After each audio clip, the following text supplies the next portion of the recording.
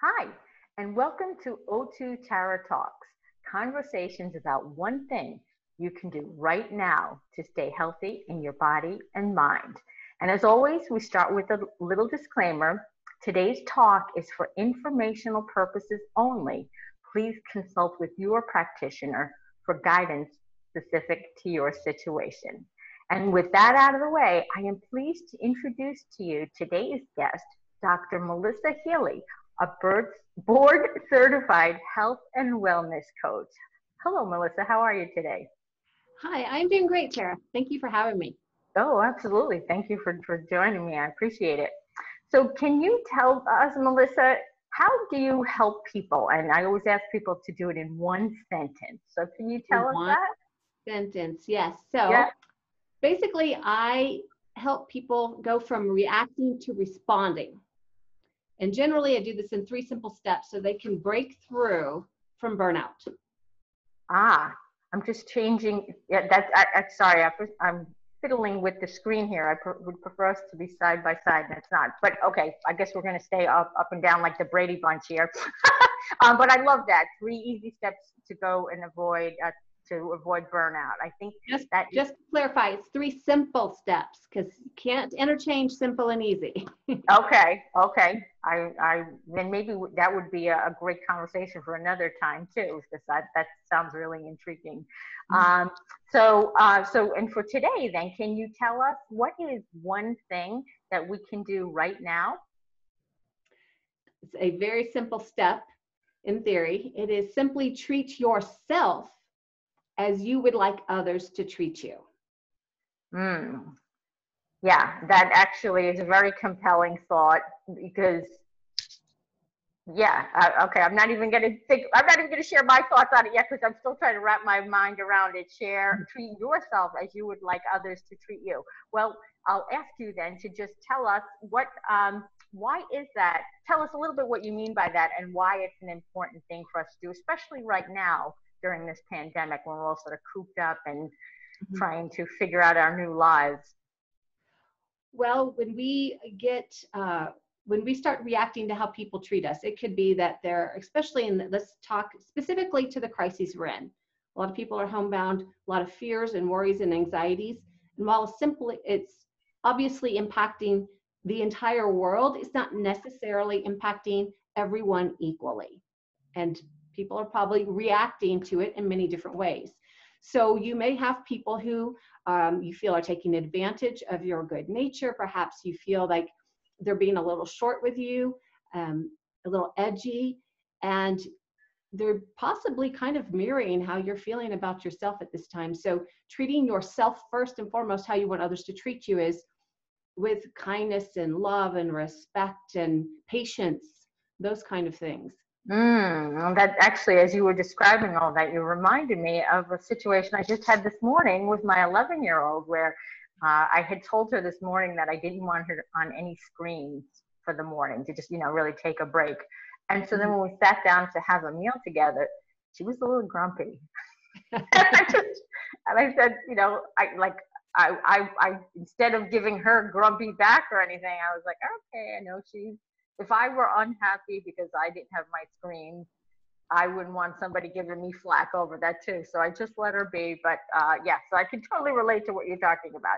Well, can you tell us what would be some roadblocks that we might hit in trying to do that, in trying to treat ourselves that way, especially again during this time? During this time, well, there's two extremes. There's people who are alone, they're single, they may not have family. I have a good friend right now who has recently ended a relationship, and while her parents live in town, she's even isolating from them because of their age and their health concerns.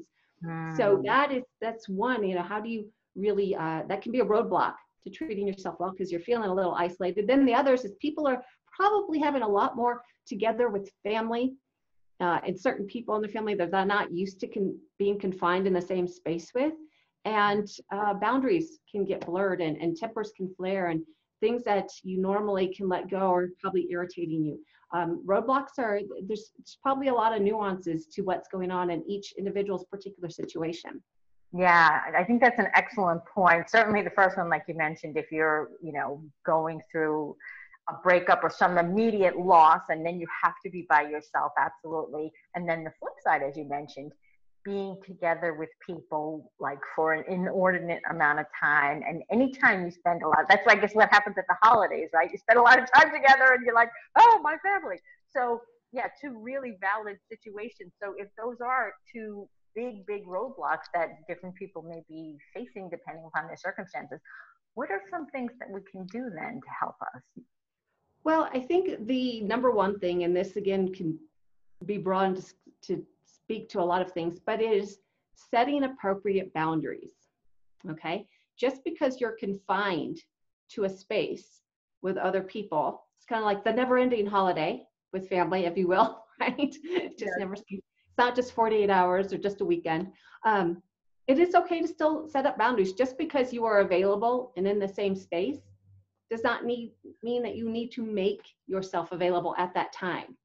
You know, if you're in the middle of something, you can say, you know what, I just say, basically, this is the big thing about learning to set a boundary. It's learning to use the word no appropriately. And first and foremost, no is a complete sentence. You do not need to make excuses. You do not need to expand on why or why not you want to do something. You can simply say no. Should you feel a need to add a little more meat to that conversation, you can say, I'm happy to help you with this at this time, or I will be available then, or I get that you really want to have a simple conversation now. This is not a good time for me, but here's when it will be. You know, it is just, but first and foremost, you can say no with no apologies and or explanation. I love the way you said that. I never thought about that, but you're absolutely right. No is indeed a complete sentence. So I think we should make a bumper sticker out of that. I'm sure somebody has done that somewhere. Yeah, it's gotta be. And then, as you said, you can indeed add more. I know, like with my 11-year-old that I mentioned, if I did just say no, she's kind of sensitive, so she probably would tend to think it was something about her. So I probably would add a little more onto it, just because I know her so well. But also, as I think about it, I'm sure there've been plenty of times where I have simply said no, because at the moment I didn't feel like saying anything else or adding any more to it. But I really love that, because you're right. It gives us a way to really establish that boundary. And if we are able to say no with that clear conscience, which we really should be able to, right? Because it's our time, our space, then we can indeed get the time that we need for ourselves to complete whatever it is we're doing, and then be able to go back and help somebody with whatever it is they are asking for help. Well, and it may be that you are simply engaging in some form. Maybe you're just reading a book for fun. You may not necessarily be busy according to other people's definition of busy. You just may be unavailable. I would say, to your point, we're talking to your daughter and just saying, you know, I don't want you on your screens this morning. Really try really hard not to have the words "because I said so" come out. Oh, yeah. You don't have to give an explanation, but using that is probably just, you know, pressing someone's buttons. I bet. Yeah, like a dictator sort of approach to things. Yeah, I agree with that. That's a great point too. Yeah, and it is so easy to get into a battle. I mean, and especially, you know, talking about my daughter and how many people have their kids home from school now, so that you have this 24/7 contact that we just are not used to, at least in this country, you know, in America, and I think probably most, you know, modernized worlds, if you will. So that's a big kind of thing. I like to what you said about even just reading a book. It reminds me of how, like in the summertime, they'll say, you know, tell your kid, go get bored. It's okay to be bored, right? Because that's when they discover things. And so maybe in just reading that book, or just sitting there looking out the window, maybe that is your version of being bored, but you're doing some really important self-care during that. Like, I know I have very definite introvert tendencies, so I just need that time to myself. And it may look like I'm not really doing anything, but there's a lot going on inside that I just need to kind of recharge my own battery. So yeah, I think your points are excellent. So yeah, you can say no. It is a complete sentence, and then you can, you know, and it can help you really preserve your boundaries, as you said. And then you can add a little more if you want to explain why. Wonderful. I love it, Melissa. I think that will really help a lot of people endure in this really challenging time that we have. If I may add one addition to that, to being able to Sure. say no, not just to others, it's okay to say no to yourself. I know a lot of people are home now and they're all these projects that they've been saying, I'm too busy, because we go 24/7. Now they're home and they're confined. And perhaps on the face of it, they're not as busy. And now it's like, so why am I still not doing this project? It is okay. Back to my friend that I was speaking to, who's, post breakup, she's the one who brought this to my attention. She's like, I was going to do all these things I kept saving to do because I didn't have time. Well, now she's saying no to them. And she realized time wasn't the issue. It was, she had no desire to do them. Mm. And it's okay to have that conversation with yourself too. Yeah. Yeah. I think, I'm sorry. Just an awareness, a self-awareness about putting up boundaries for yourself.